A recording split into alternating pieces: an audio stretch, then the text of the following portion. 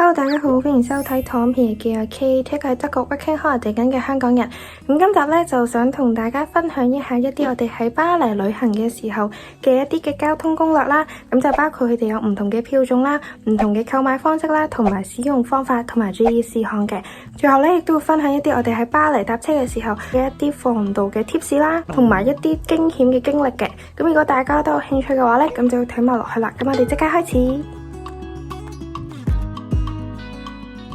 咁第一個部分呢，就要介紹一下巴黎嘅交通。喺開始編排行程之前呢，最好呢就先列出自己想去嘅景點係位於巴黎嘅邊一個松或者係邊一區。因為巴黎嘅交通呢，就係以唔同嘅松去劃分車票嘅票價，例如凡爾賽宮機場同埋迪士尼等等都係位於松4或者松5，即係偏離市中心比較遠嘅地方，所以單程嘅車票呢，亦都係會比較貴嘅。而巴黎嘅市中心呢，又會再劃分為20區，而唔同嘅區呢，亦都再分有唔同嘅景點啦，同埋唔同嘅治安各種情況。所以揀酒店嘅時候呢，最好呢就上網望一望究竟唔同嘅區嘅治安情況係點樣。咁我哋今次旅程住嘅呢，就係位於第9區，而呢一區呢，就係位於巴黎歌劇院附近，所以去到夜晚呢，亦都有唔少嘅酒吧啦，同埋餐廳開門嘅，治安呢，亦都唔錯。即使係玩夜早行返去酒店呢，亦都唔需要擔心會遇到危險。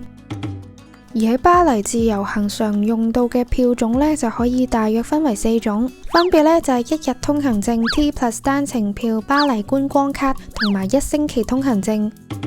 咁1日票呢，就係可以喺指定選擇咗嘅區域入邊呢，就任意乘搭，亦都會因應唔同嘅松而有唔同嘅價錢。不過佢呢，就唔包括某一啲到機場嘅服務同埋旅遊巴士。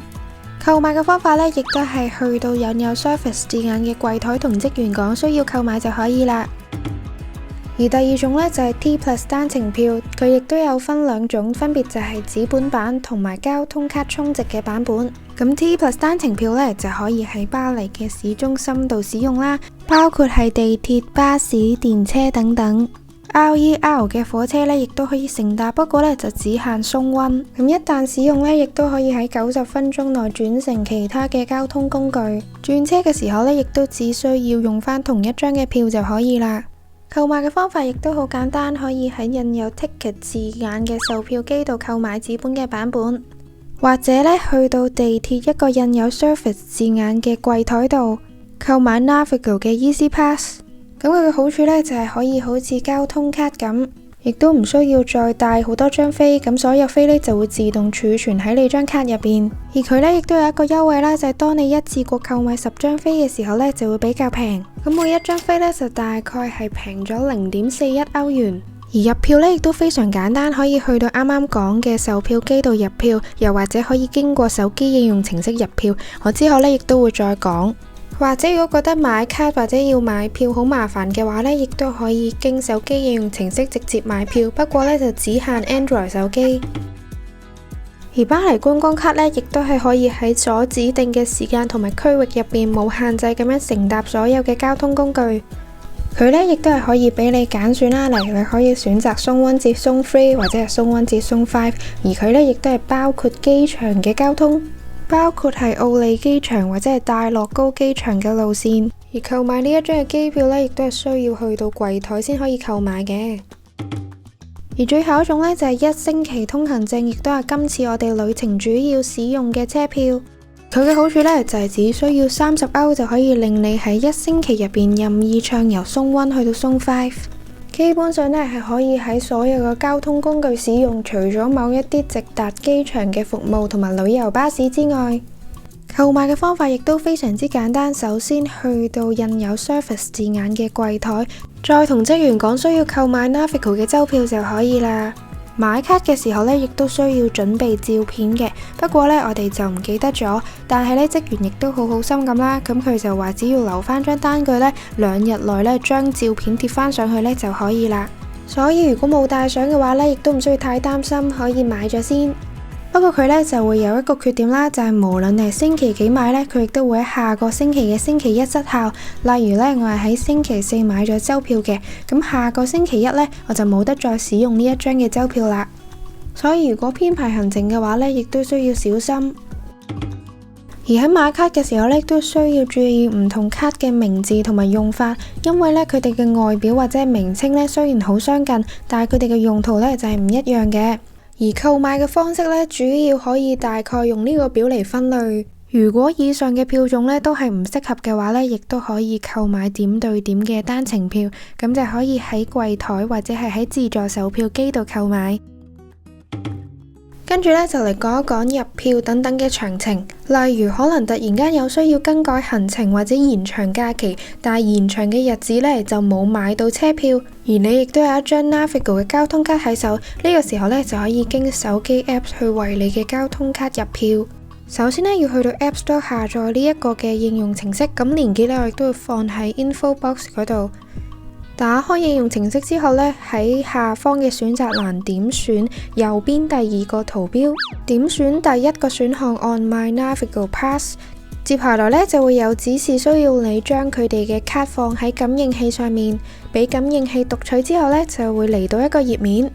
就會同你講呢，而家你嘅交通卡入邊呢係冇任何嘅票喺入邊，咁我哋呢個時候呢，就需要點選購買票。咁可以見到我呢張 Decovet 嘅卡呢，就只可以購買日票啦、週票同埋月票，其他嘅票呢就買唔到噶啦。咁我哋呢，就點選週票嘅購買，跟住呢，就會嚟到呢一個嘅登入頁面。如果有賬號嘅話呢，都可以登入；冇嘅話呢，亦都可以點 skip， 就會嚟到付費嘅界面。咁我亦都嗰度會寫到明由幾時去到幾時生效，同埋價錢係幾多嘅。點選買票之後呢，就可以直接用 Apple Pay 去付費啦。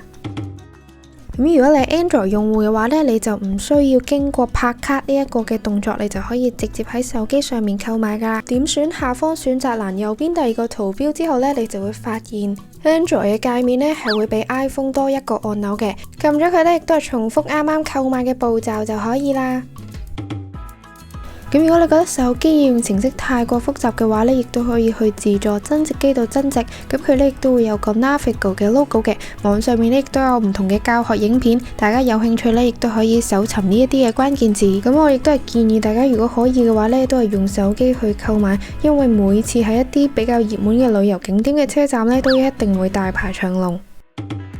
咁最後呢，大家可能就會好困惑啦，唔知道應該買乜嘢票先係最抵嘅。咁呢個時候呢，亦都推介俾大家睇一個網，佢呢就可以俾你睇到點對點去唔同嘅地方單程分別係幾多錢。例如呢，我由松溫羅浮宮出發去到松 5巴黎迪士尼呢，一程呢就需要5歐，而來回呢就係10歐。而我今次買嘅周票呢就係30歐，咁即係話呢，只需要來回3次嘅松5呢，我就已經可以回到本噶啦。所以呢，我認為周票亦都係非常之抵嘅。而如果係唔打算去迪士尼啊、凡爾賽宮呢啲比較偏遠嘅地方呢，就可以使用 T+ 嘅單程票，因為呢，巴黎市中心嘅景點其實都係排得比較密嘅，咁就可以將同一區附近嘅景點或者行程編排晒喺同一日，就可以大大節省交通嘅費用。另外亦都提一提大家呢，就係巴黎奧運期間巴黎交通嘅費用呢將會大幅上調，所以片中嘅車費價格呢亦都係僅供參考。